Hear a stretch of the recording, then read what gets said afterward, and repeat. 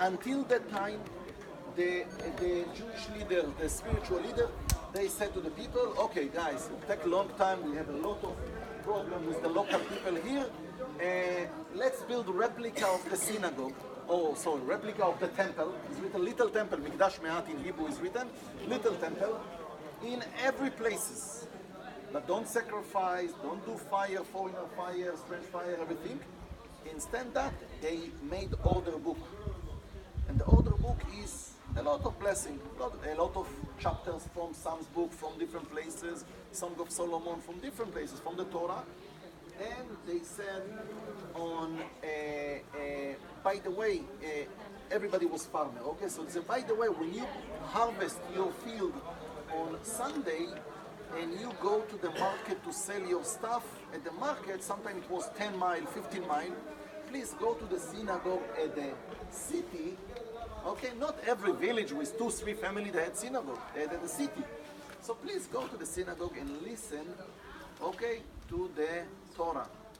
Why? Because nobody had copy in his iPhone that time, or Samsung, I'm serious. Nobody had copy of the Torah. If you remember at the Old Testament, when good king came and bad king came, and good king, all the time the good king said, is written that he read for the people the book. Which kind of book? 5 books of Moses. Because 20, 30, 40 years, the king didn't read the book.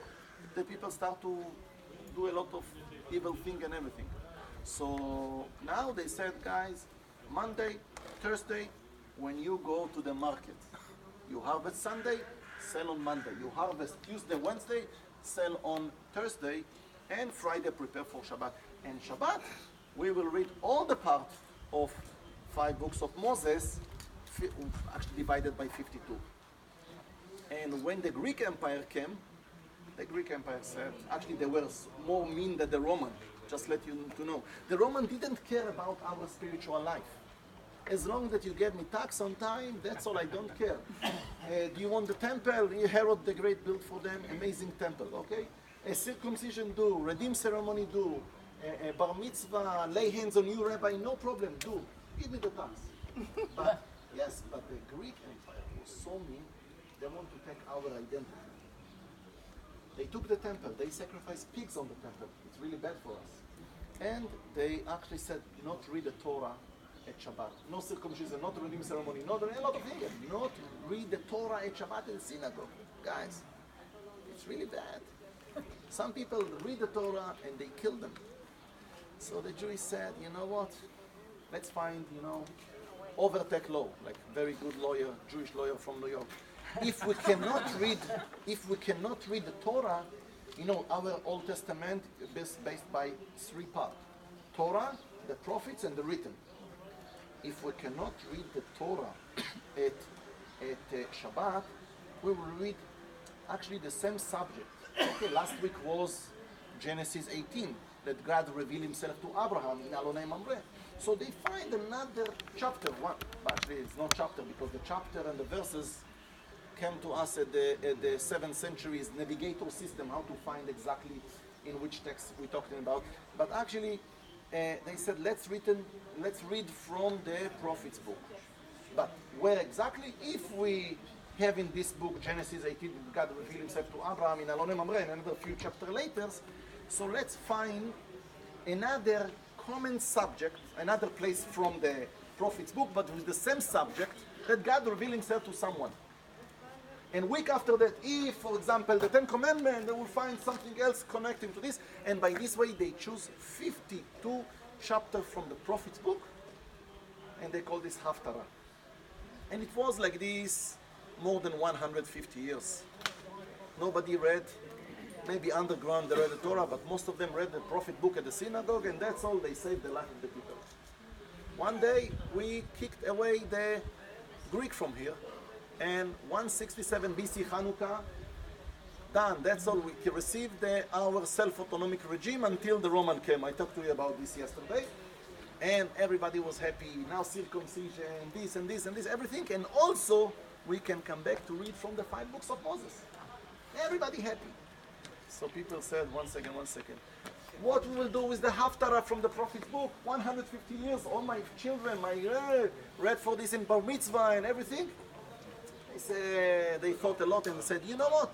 Let's every Shabbat, we will start to read the Torah, 5 books of Moses, the part for this week. And when we put the book at the Holy Ark, that way, we will take the book that we need to read this week. Jeremiah 31, Ezekiel 3, Isaiah 53, and also Isaiah 61.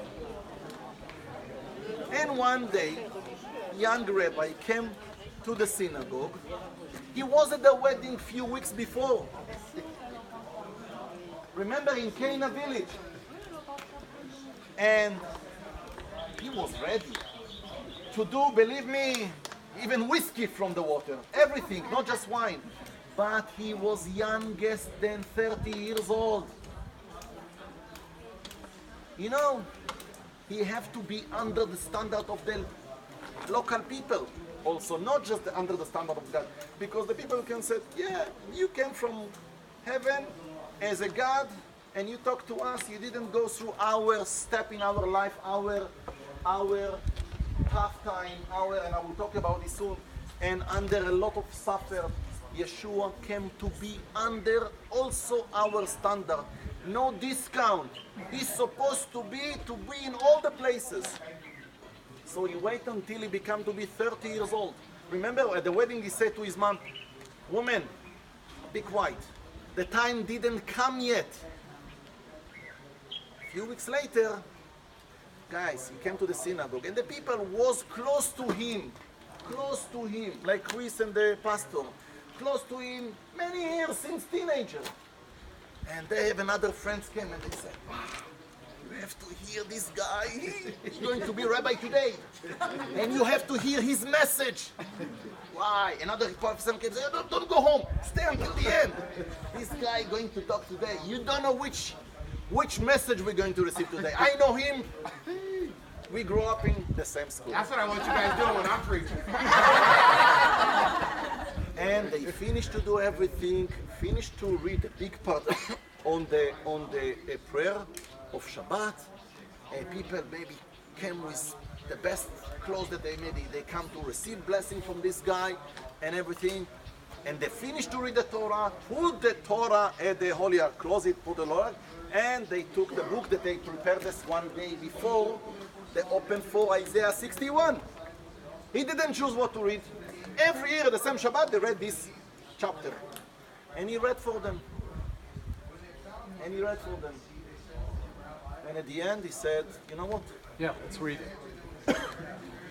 And he was handed the book of the prophet Isaiah.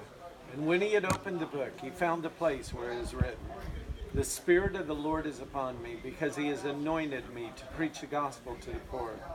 He has sent me to heal the brokenhearted and to preach deliverance to the captive, and recovery of sight to the blind, to set at liberty those who are oppressed, and to preach the acceptable year of the Lord. And then he closed the book and gave it back to the attendant and sat down. And the eyes of all who were in the synagogue were fixed on him. And he began to say to them, today this scripture is fulfilled in your hearing. So all bore witness to him and marveled at the gracious words which proceeded out of his mouth. And they said, is this not Joseph's son? And he said to them, you will surely say this proverb to me, physician, heal yourself. Whatever we've heard done in Capernaum, do also here in your country. And then he said, assuredly I say to you, no prophet is accepted in his own country. But I tell you the truth, many widows were in Israel in the days of Elijah, when the heaven was shut up 3 years and 6 months. There was a great famine throughout the land, but to none of them was Elijah sent except to Zarephath in the region of Sidon, a woman who was a widow. And many lepers were in Israel at the time of Elisha the prophet, but none of them was cleansed except Naaman the Syrian. And all those who were in the synagogue, when they heard these things, they were filled with wrath, and rose up and thrust him out of the city. And I'd like to share, because this took place here. Jesus came to say, I've come to heal the broken and hearted. And in Luke chapter 7, now when he concluded all these things, in the hearing of the people, he entered Capernaum. And a certain centurion servant who was dear to him was sick and ready to die. So when he heard about Jesus, he sent the elders of the Jews to him, pleading with him to come and heal his servant. And when they came to Jesus, they begged him earnestly, saying that the one for whom that he should do this is worthy, for he loves our nation, has built for us a synagogue. And that's the black stones that are under this synagogue that we're in today. And then Jesus went with him, and when he was already not far from the house, the centurion sent friends to him, saying to him, Lord, do not trouble yourself, for I'm not worthy that you should enter under my roof. Therefore I did not even think myself worthy of you to come. But say the word, and my servant will be healed. For I'm also a man placed under authority, having soldiers under me. And I say,